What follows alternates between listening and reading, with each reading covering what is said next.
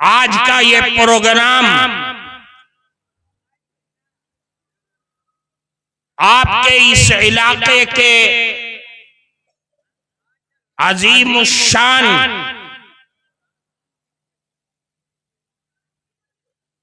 دینی مرکز کے سالانہ جلسے کا یہ دستار بندی کا پروگرام تھا، جس میں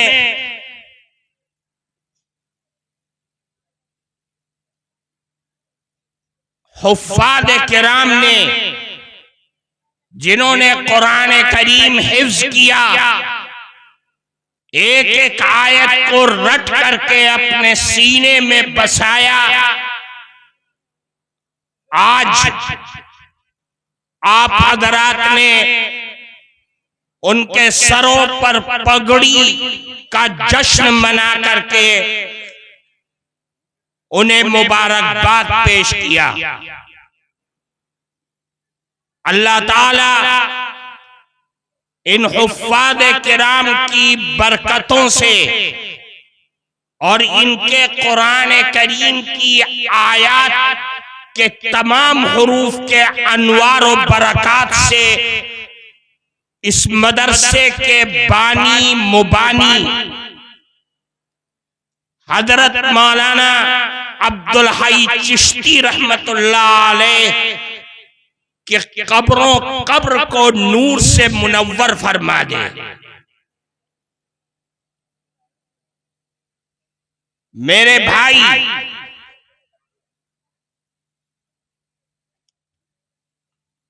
قرآن اللہ کی عظیم الشان کتاب ہے، اس کی عظمت، اس کے انوار و برکات اگر رات نہیں، کئی رات اور دن صرف قرآن کی اہمیت اور عظمت پر بیان کیا جائے تو کسی مقرر کہ بس کی بات نہیں ہے کہ قرآن کی عظمت کو سمیٹ سکے۔ میں نے آپ کے سامنے حضرت عبد الرحمن ابن عوف رضی اللہ تعالی عنہ کی ایک حدیث پڑھی ہے۔ اس حدیث میں اللہ کے نبی نے فرمایا کہ 3 چیزیں بالکل قیامت کے دن اللہ کے عرش کے نیچے ہوں گی۔ جہاں کسی آدم کی اولاد کی پہنچ نہیں ہے، جہاں عام فرشتے بھی نہیں پہنچ سکتے، لیکن اللہ 3 چیزوں کو یہ حق دے گا کہ وہ بالکل اللہ کے عرش کے نیچے آ کر کے کھڑے ہو جائیں گے، انہیں شکل دے گا، انہیں وہ اہمیت اور حیثیت حاصل ہوگی کہ جہاں کوئی اللہ کے عظمت اور جلال کے سامنے کھڑا نہیں ہو سکتا ہے، لیکن یہ 3 چیزیں کھڑی ہوں گی۔ اس میں سب سے پہلے اللہ کے نبی نے فرمایا کہ قرآن یحاج العبادہ، اللہ کے عرش کے بالکل نیچے آ کر کے کھڑا ہوگا اور اپنے پڑھنے والے اللہ کے بندوں کے بارے میں جھگڑے گا، اللہ سے سفارش کرے گا، اللہ کے سامنے گڑ گڑائے گا، اللہ کے سامنے، اس کی عظمت و جلال کے سامنے اپنے پڑھنے والوں اور اپنے ماننے والوں کی سفارش کرے گا. یہ قرآن کا کام ہوگا کہ آئے اللہ میرے فلاں فلاں بندے نے مجھے دنیا میں حیثیت اور مقام دیا تھا، اپنی زندگی میں مجھ کو پڑھا تھا، یاد کیا تھا، میرے حلال کو حلال اور حرام کو حرام سمجھا تھا، اسے جنت میں داخل کیجئے. یہ قرآن سفارش کرے گا. اس لیے کہ قرآن اللہ کی عظیم الشان کتاب ہے. ایسی کتاب، ایسی عظمت والی کتاب دنیا میں اللہ نے کوئی کتاب نہیں اتاری. توریت بھی آئی، انجیل بھی آئی، زبور بھی آئی اور صحف ابراہیم بھی آئی، لیکن اللہ کے کلام ہونے کا شرف جو قرآن کو حاصل ہے وہ کسی کو حاصل نہیں ہے. اس لیے فرمایا کہ آئے مسلمانوں اپنے رشتے کو قرآن سے مضبوط کرو. قرآن میں کیا چیز ہے؟ اللہ کے نبی نے فرمایا الا انہا ستکون فتنہ، اے لوگوں آگاہ رہو، ہوشیار، ان قریب فتنے آئیں گے، آزمائشیں آئیں گی، مصیبتیں آئیں گی، پریشانیاں آئیں گی. صحابہ کرام کے کلیجے ہل گئے. فرمایا قلت من مخرج منها یا رسول اللہ. صحابی کہتے ہیں کہ ہم نے پوچھا ہے اللہ کے نبی ان فتنوں سے نکلنے کا راستہ کیا ہے، وہ راستہ ہم کو بتلا دیجئے. اللہ کے نبی نے کیا فرمایا؟ فرمایا القرآن فی نبأ من کان قبلکم وخبر ما بعدکم وحکم ما بینکم. قرآن ہے جو تمہیں فتنوں سے نجات دلائے گا. کیوں؟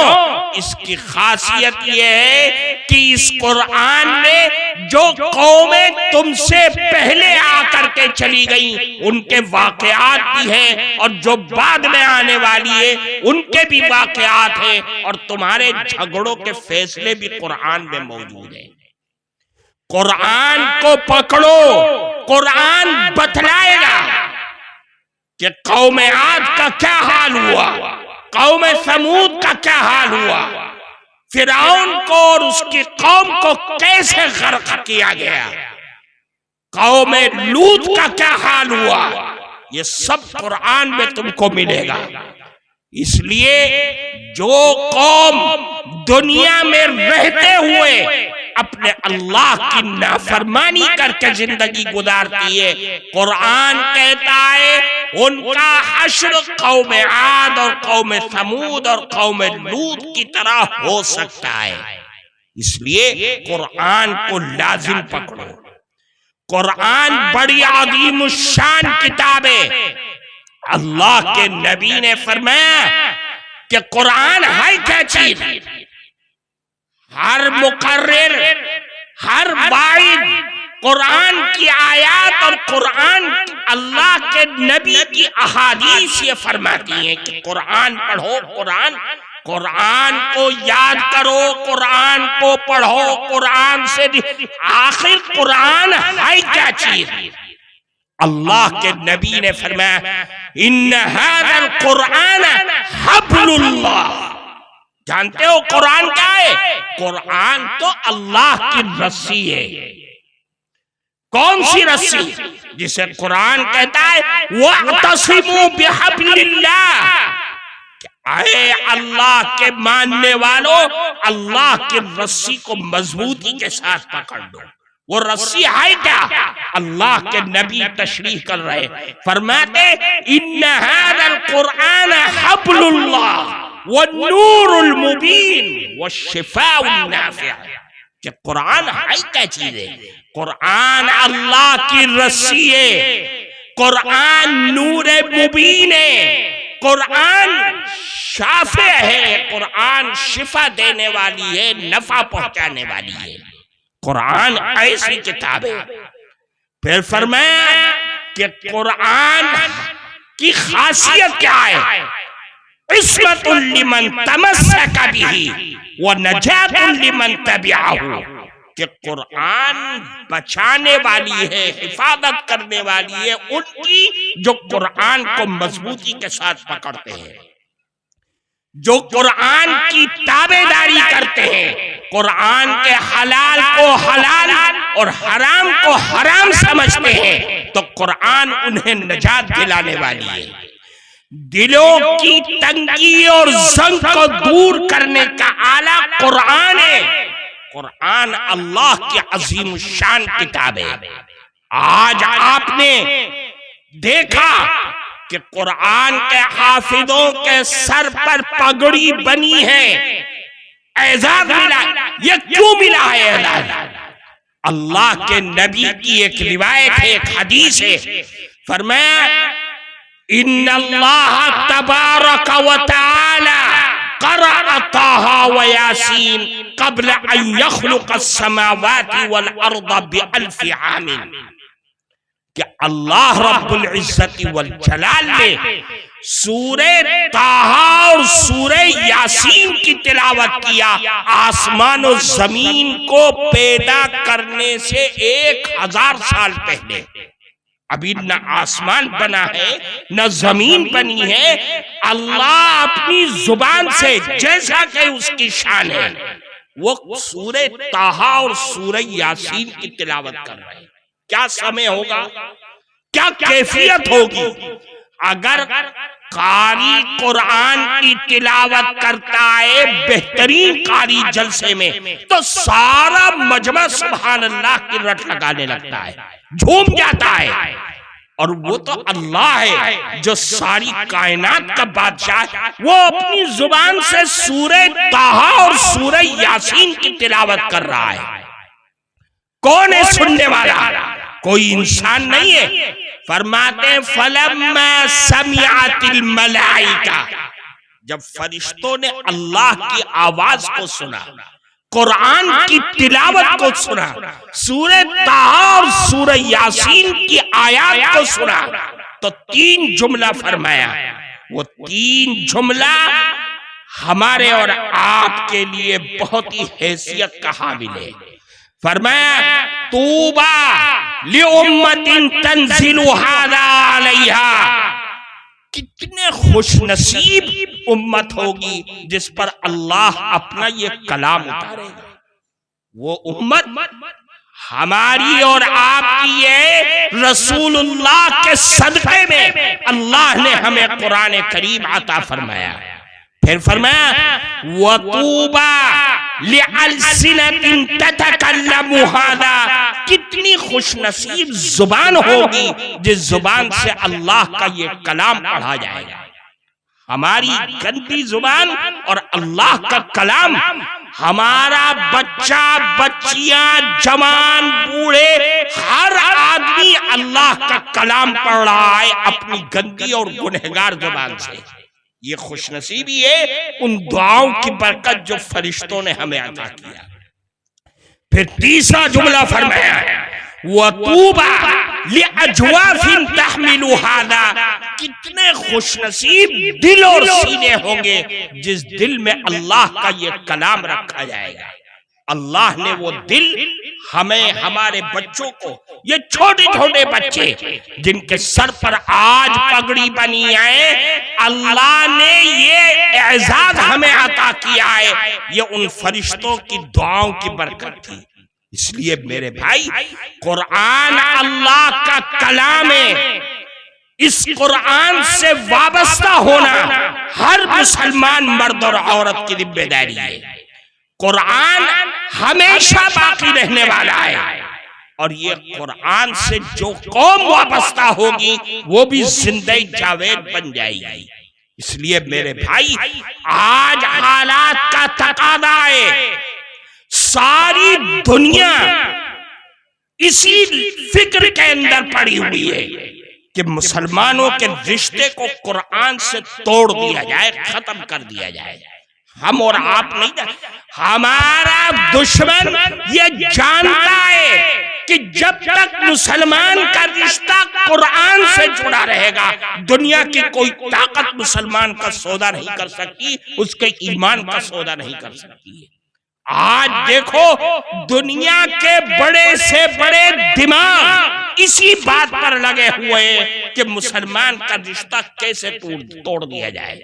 کوئی دہشت گردی کا کہتا ہے، الزام لگاتا ہے، کوئی مدرسوں کو بند کرنے کی پلاننگ بناتا ہے. لیکن یاد رکھیے قرآن ایسا اللہ کا کلام ہے، جب تک قوم اور مسلمان اس قرآن سے وابستہ رہے گی، قرآن زندہ رہے گا. اللہ کا وعدہ ہے، اور جو قوم اس سے وابستہ رہے گی وہ بھی ہمیشہ زندہ رہے گی. دنیا کی کوئی طاقت ان کا کچھ نہیں بگاڑ سکتی. اس لیے میرے بھائی، قرآن اللہ کی کتاب ہے. قرآن سے رشتہ لگانا، قرآن سے رشتہ جوڑنا ہم سب کی ذمہ داری ہے کہ ہم اپنے بچوں کو قرآن پڑھائیں، بچیوں کو قرآن پڑھائیں. یہی ہے قرآن جو ہماری دنیا اور آخرت دونوں کو آباد کر سکتا ہے، اس کے علاوہ کچھ نہیں ہے. اس لیے میرے بھائی، قرآن کا پڑھنا بھی ثواب، قرآن کا دیکھنا بھی ثواب، قرآن کا چھونا بھی ثواب، اور قرآن کو اپنے گھر کے اندر سجانے کے لیے رکھنا بھی ثواب کا کام ہے. قرآن اللہ کی بڑی عظیم الشان کتاب ہے. قرآن قبر کے اندر بھی نجات دلانے والا، دنیا کے اندر بھی نجات دلانے والا. اگر کوئی کتاب ہے اللہ کی تو وہ قرآن ہے. قرآن سے ہم سب کو رشتہ مضبوط رکھنا چاہیے. ایک چیز پھر فرمایا بالکل عرش کے نیچے ہوگی دوسری چیز، والامانت، امانت، کہ امانتوں کو ادا کرو. قرآن کہتا ہے ان اللہ یأمرکم ان تؤدوا الامانات الی اہلیہا، کہ اللہ تم کو حکم کرتا ہے کہ تم امانتوں کو ادا کرو. امانتوں، یہی امانت نہیں ہے. ہم یہ سمجھتے ہیں کہ امانت اگر کسی نے روپیہ پیسہ رکھوایا اور جب وہ مانگنے آئے تو آپ اس کا روپیہ اور پیسہ واپس کر دیں، یہی امانت. امانت یہ ہے، لیکن اور بھی امانتیں ہیں. ان تمام امانتوں کو ادا کرنے کی کوشش کرو. فرماتے امانتوں کو ادا کرو. کیا مطلب؟ اگر تمہارے کان میں کسی نے چھپ کر کے اپنا دل کا راز تم کو بتلایا ہے، اگر تم نے اس کا راز کسی اور کو بتلا دیا تو سمجھ لو کہ تم نے امانت میں خیانت کیا ہے. امانتوں کو ادا کرو. کیا مطلب؟ باپ کا انتقال ہو گیا، بچے، بڑا بچہ ایک تھا، دو تھا، بڑے لڑکوں نے مل بانٹ کر کے باپ کی وراثت کو کھا لیا، چھوٹوں کو محروم کر دیا. امانت میں خیانت کر دیا ہے. امانتوں کو ادا کر. کیا مطلب؟ اگر باپ کی وراثت میں ساری زمین و جائیداد، روپیہ پیسہ لڑکوں نے مل بانٹ کر کے تقسیم کر لیا، بہنوں کو محروم کر دیا، امانت میں خیانت کر دیا. اس لیے کہ یہ کھلا ہوا مسئلہ ہے.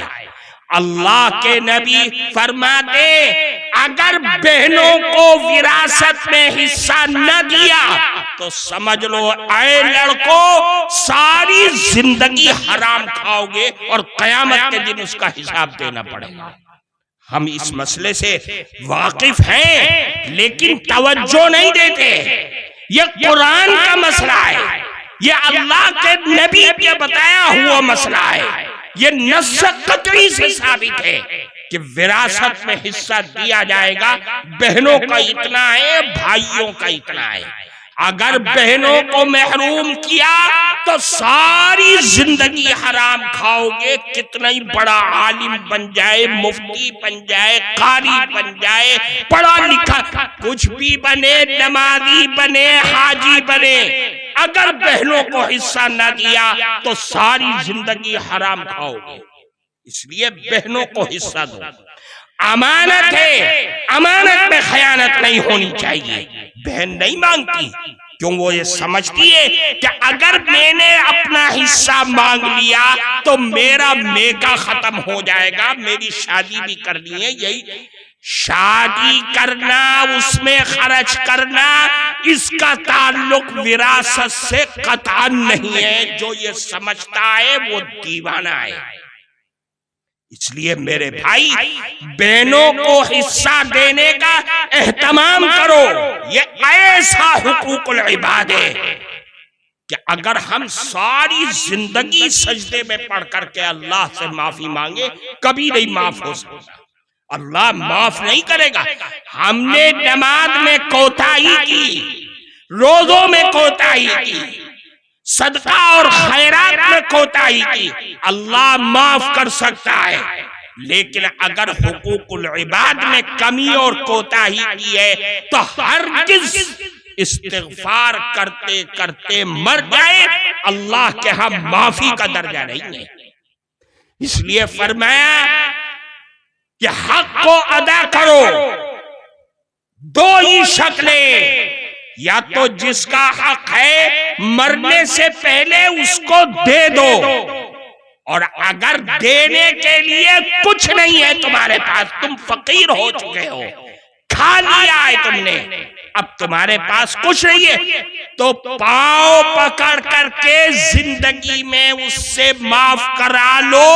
اگر اس نے معاف کر دیا تو تمہارا مسئلہ آسان ہو جائے گا، ورنہ اس کے علاوہ کوئی شکل نہیں ہے۔ اس لیے میرے بھائی، امانتوں کو ادا کرنا انتہائی ضروری ہے۔ دو چیزیں ہوئی، تیسری چیز فرمایا وَالرَّحِمُ تُنَادِ الْأَمْنَ وَصَلَنِي وَصَلَهُ اللَّهُ وَمَنْ قَطَعَنِي قَطَعَهُ اللَّهُ۔ بہت اہم چیز فرمایا، رحم، رشتہ داریاں، تعلقات، آپس میں رواداریاں، یہ قیامت کے دن یہ رشتہ داری کو اللہ ایک شکل دے گا، وہ کھڑی ہوگی اور آواز لگائے گی عرش کے نیچے کھڑے ہو کر کے، وَصَلَنِي وَصَلَهُ اللَّهُ وَمَنْ قَطَعَنِي قَطَعَهُ اللَّهُ۔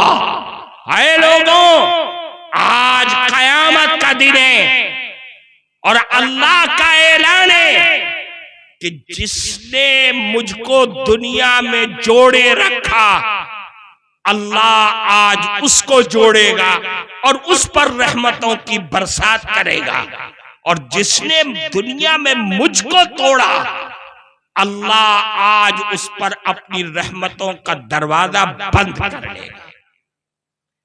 یہ میرا بھائی ہے، یہ میرا چچا ہے، یہ میرا تایا ہے، یہ میرا خالہ داد، باپ مامو داد، ان تمام بھائیوں کا جو رشتہ اللہ نے بنایا ہے، بڑوں کا، چھوٹوں کا، برابر کے لوگوں کا، ان تمام رشتوں کو نبھانا چاہیے۔ کیا مطلب؟ یعنی آپس میں نفرت، عداوت اور دشمنیوں کو پیدا نہ ہونے دو۔ اس لیے کہ اللہ کے نبی کا ارشاد ہے، فرمایا وَإِيَّاكُمْ وَالْبَغْيَ فَإِنَّهُ لَيْسَ مِنْ عُقُوبَةٍ إِلَّا عُقُوبَةَ بَغْيٍ۔ فرمایا کہ رشتہ داریوں کو نبھاؤ، نفرتوں کو پیدا ہونے مت دو، اس لیے کہ اللہ کا عذاب نفرت کی اور دشمنیوں کی بنیاد پر جتنی جلدی اترتا ہے، کسی اور عمل سے نہیں اترتا ہے۔ تھوڑی تھوڑی باتوں میں لڑائی جھگڑا اپنے انا کا مسئلہ بنا کر کے بول چال بند کر دینا، مرنے جینے میں شریک ہونا بند کر دینا، یہ مسلمان کی شان نہیں ہے۔ اللہ کے نبی نے فرمایا کہ صلہ رحمی کا معاملہ کرو، خاندان والوں سے رشتہ جوڑو، وہ غریب ہے تب بھی جوڑو، وہ ظالم ہے تب بھی جوڑو، وہ تمہیں ستاتا ہے تب بھی اس کے ساتھ رشتے کا معاملہ کرو، اپنے آپ کو تباہی اور بربادی میں مت ڈالو۔ اور رشتوں میں سب سے زیادہ عزت کا رشتہ ماں اور باپ کا ہے۔ آج ہم ان ماں اور باپ کے ساتھ جو معاملہ کرتے ہیں وہ معاملہ بڑا عجیب و غریب ہے۔ آج اللہ نے ہمارے بازو میں طاقت دی، ہم دو پیسہ کما رہے ہیں، ہم نے اپنے بوڑھے ماں باپ کو گھر کے کونے میں بند کر کے لاوارث بنا دیا، اپنے بیوی بچوں اور ان کی بھاوناؤں میں پڑ گئے ہم، لیکن ہم نے اپنے بوڑھے ماں باپ اور ان کے دل کی چاہتوں کو زندہ دفن کر کے رکھ دیا۔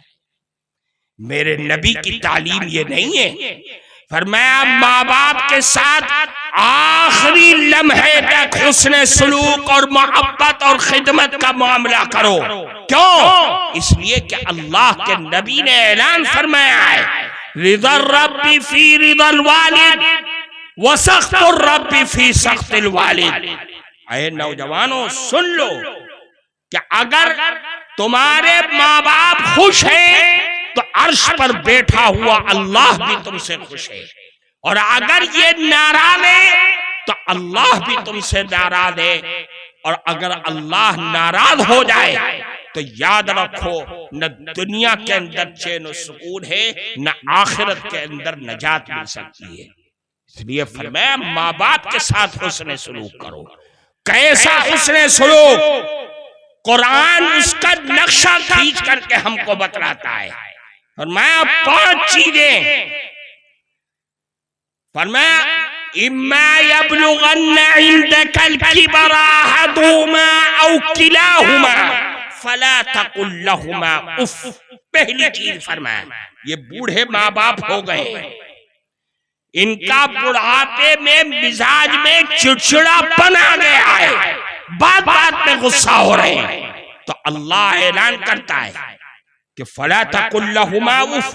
دیکھو اف مت کہنا ان کو، انتہائی نرمی کے ساتھ بولنا، ولا تنہرہما، ان کو جھڑکنا مت، وقل لہما قولا کریما، انتہائی نرم لہجہ اختیار کرنا، بہت نرم گفتگو کرنا، زبان میں سختی نہ آنے پائے۔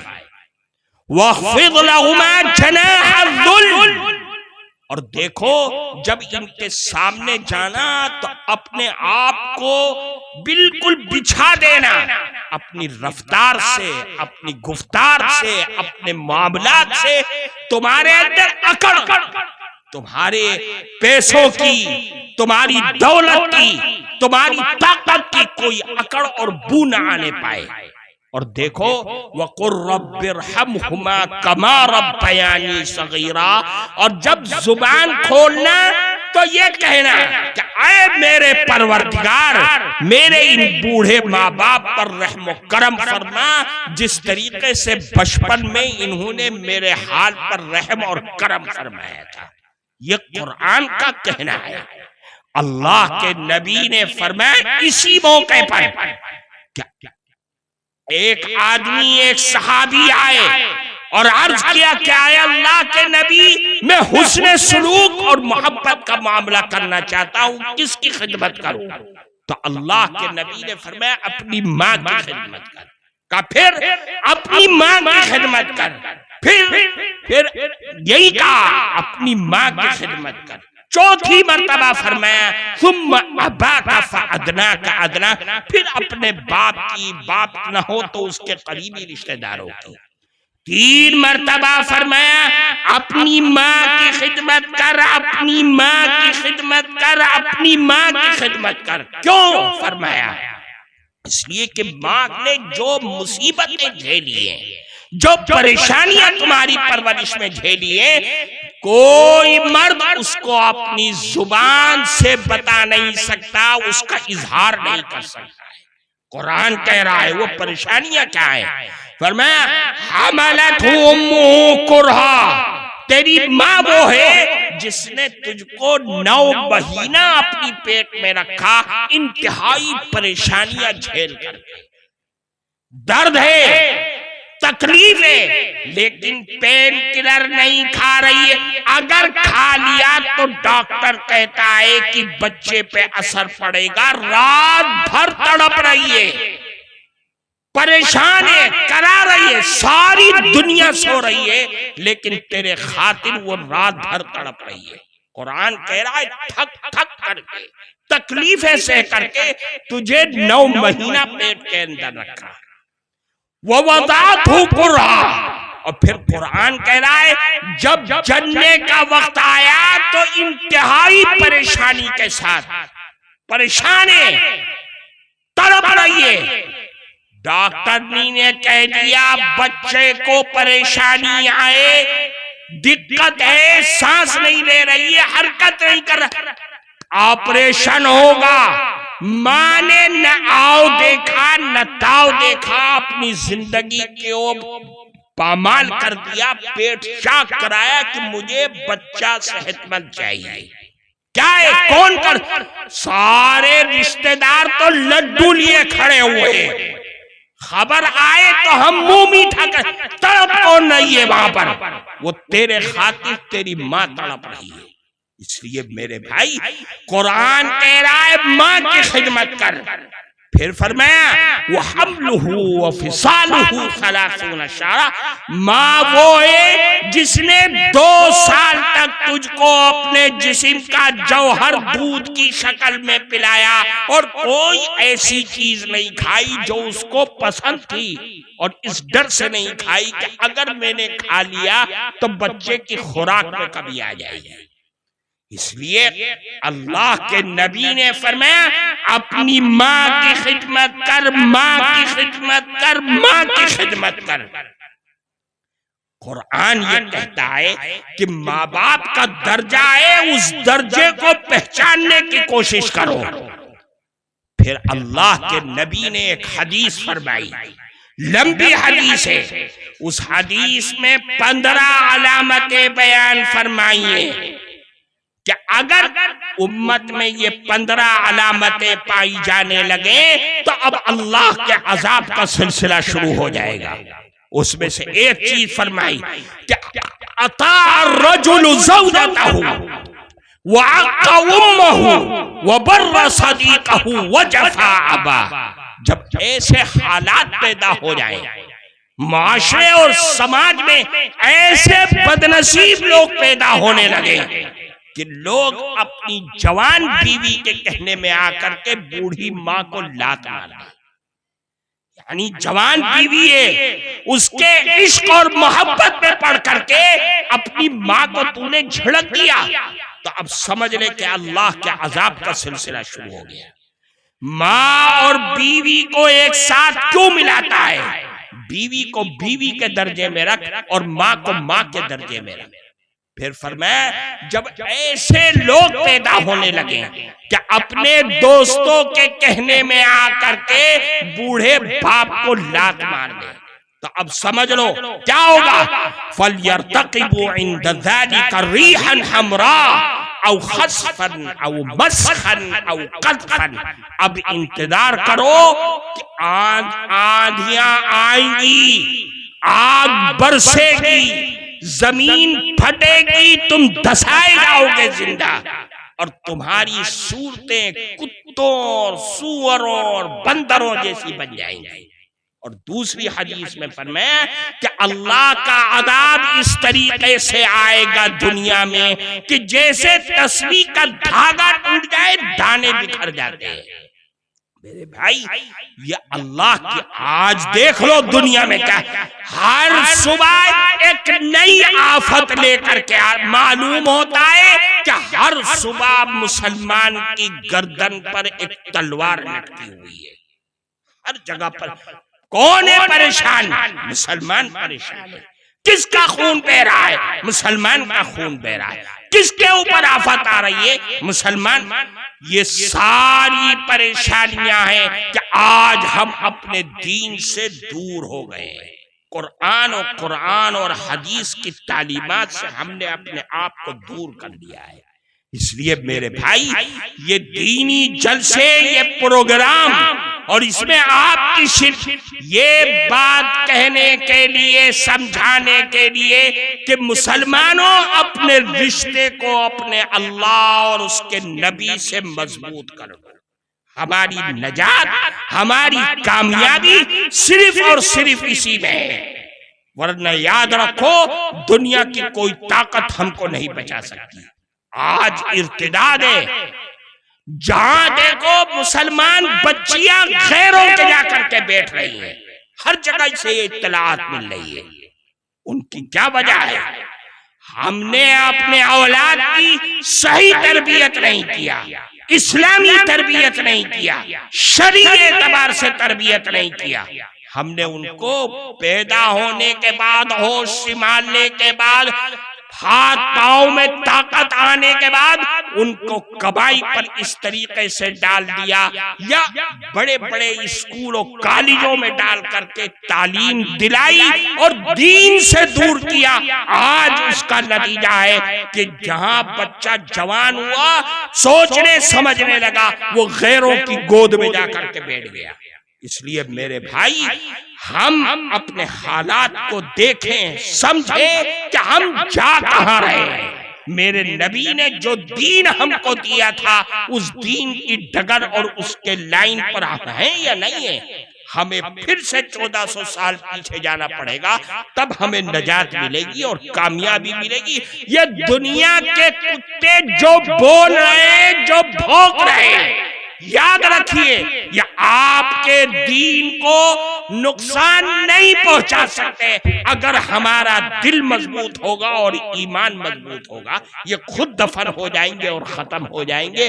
اسلام زندہ رہے گا، مسلمان زندہ رہے گا، اسلام، اللہ کا نام زندہ رہے گا، اور جس دن اللہ کا نام لینے والا اس دنیا سے ختم ہو جائے گا، یہ چاند، یہ سورج، یہ ستارے، یہ دھرتی، یہ آسمان، یہ آکاش سب ختم ہو جائے گا، قیامت قائم ہو جائے گی۔ اللہ تعالی ہم سب کو عمل کی توفیق عطا فرمائے اور اپنی مرضیات پر چلنا ہم سب کے لیے آسان فرمائے۔ قرآن سے رشتے کو ہمارے مضبوط فرما دے۔ وآخر دعوانا ان الحمد للہ رب العالمین۔